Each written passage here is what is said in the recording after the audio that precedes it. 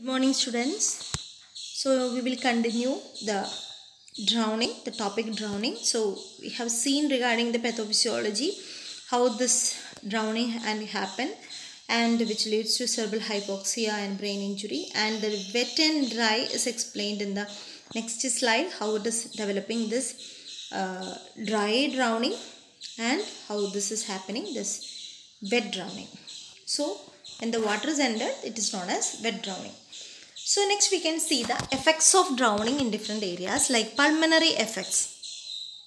Aspiration of as little as 1 to 3 ml per kg of fluid leads to significant impaired gas exchange.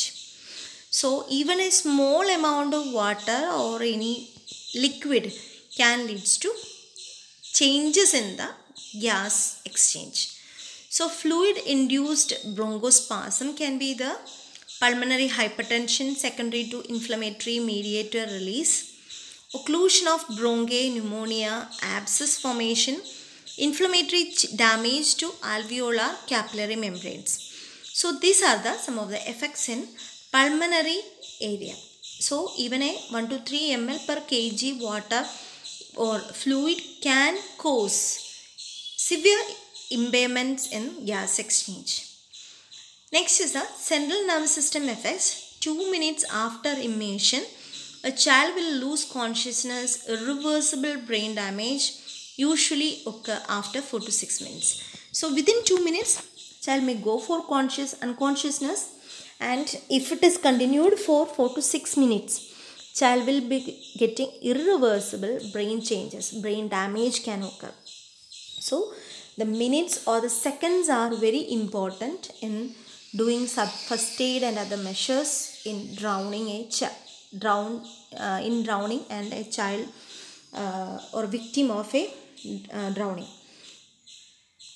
So reperfusion, sustained acidosis can be the cerebral edema, hyperglycemia, release of excitatory neurotransmitters, seizures, hypotension, impaired cerebral autoregulation. These are the other effects of central nervous system as a result of this immersion in a water or a fluid. So the time is very important when you are thinking about the central nervous system effects. So within 4 to 6 minutes itself, the child will get irreversible brain damage, and if it is continued, child may go for brain death. Next is the cardiovascular effects. The third system which is affected mainly is cardiovascular system, and hypovolemia is primarily due to fluid losses from increased capillary permeability. There will be fluid shift will be happening as a result of this problem.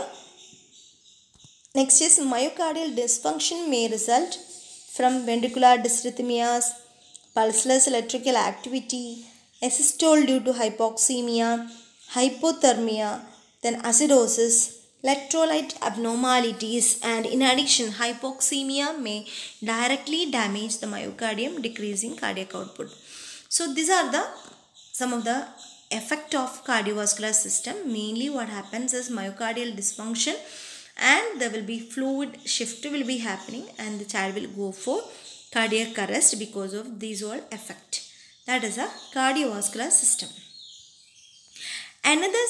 Another complications or effects of drowning are infection, and other effects are multi-organ system failure. So infection, there is a increased risk because this drowned fluid can be infected, or this debris and water which is entering the lungs or other airway can cause or increase chances of getting infection. The treatment, like pre-hospital care or first aid measures, the victim should be removed from the water at the earliest opportunity. Rescue breathing should be performed. So it's the time of removing the child from water. It's very important. So we have to take as early as possible, and rescue breathing should be performed to prevent brain damages because of hypoxia. Then attention to cervical spine precautions, because we may have to think about the spine cervical injuries. Then if possible, the individual should be lifted out in a prone position. Then initial treatment should be geared toward ensuring adequacy of the airway breathing circulation. ABCs should be managed properly, and if it is available, supplemental oxygen should be given in the pre-hospital time itself. That is 100% oxygen should be given. And emergency department care, it can be endotracheal intubation, because in many children they will be with a laryngospasm. So an oxygen administration via nostril or mouth may not be easy, because the child may with a prolonged laryngospasm. So in that condition we may have to go with endotracheal intubation by crossing the spasmodic area. Then positive and expiratory pressure may be required, extracorporeal membrane oxygenation. Then treatment of volume depletion and acidosis, like a rapid volume expansion, may be indicated using isotonic crystalloid, that is 20 ml per kg, or colloid. Then inotropic support may be required using dopamine or dobutamine, because hypovolemia can lead to cardiac abnormalities. So these are the emergency department care of a child with drowning. Other interventions include nasogastric tube placement and can be used for removal of solid water and debris. So decompression can be done, and use of orogastric route if head or facial trauma is suggested. So bronchoscopy may be needed to remove foreign material such as aspirated debris or vomitous plugs from the airway.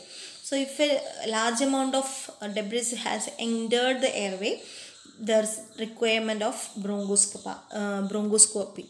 Then surfactant therapy has been utilized in patients in setting of respiratory failure associated with the drowning. Then improvement in ventilation, oxygenation and fluid leak. So these are the other interventions which is required. Anyway, airway management is required, and early interventions to prevent brain damage, and we have to hypovolemia and other cardiac abnormalities also should be treated properly. So regarding the safety, patient education is very important, because in pediatrics these all are the homemade accidents, or because of poor parent supervision, these all problems are occurring. So patient education is very important. Toddlers should not be allowed near bathrooms or buckets of water outside without immediate adult supervision. Children should never swim alone or unsupervised, and children younger than 4 years. Any children who are unable to swim should be accompanied by a responsible adult within arm's reach. Then only we should allow them to swim. Then appropriate barriers must be used around pools, wading pools and other water containing devices at home. And children should be taught safe conduct around water and during boating or jet or water skiing. In these all areas we should give proper instruction how to be safe. Then use of alcohol or other recreational drugs is not appropriate. So advise the adolescents in use of these all drugs and other liquids. Then appropriate boating equipment should be used, including personal flotation devices, and all boaters must understand weather and water conditions. Then these are the emergency management, the removal of victim and rescue breathing. These all emergency management also should be educated to the patient or the family. So this is about that patient education, and we can see the prognosis. Like pediatric studies indicate, the mortality is at least 30% in children who require specialized treatment for drowning in the pediatric intensive care unit (PICU). Severe brain damage occurs in an additional 10 to 30%. So altogether, nearly 60% of children are getting serious complications like death or severe brain damage. So getting in drowning in pediatric population is very important, and it should be managed properly, and it should be prevented properly actually. So 30% of death plus additional 30%, 10 to 30% of brain damage can occur in children. Next is a morbidity and death from drowning are caused primarily by laryngospasm, and pulmonary injury resulting from hypoxemia and acidosis, and their effects on the brain and other organ system. So depending upon the water, depending upon the after effects, this mobility and mortality will be changing. So this is the importance of this managing and preventing drowning in children. Hope you understood the topic. Thank you.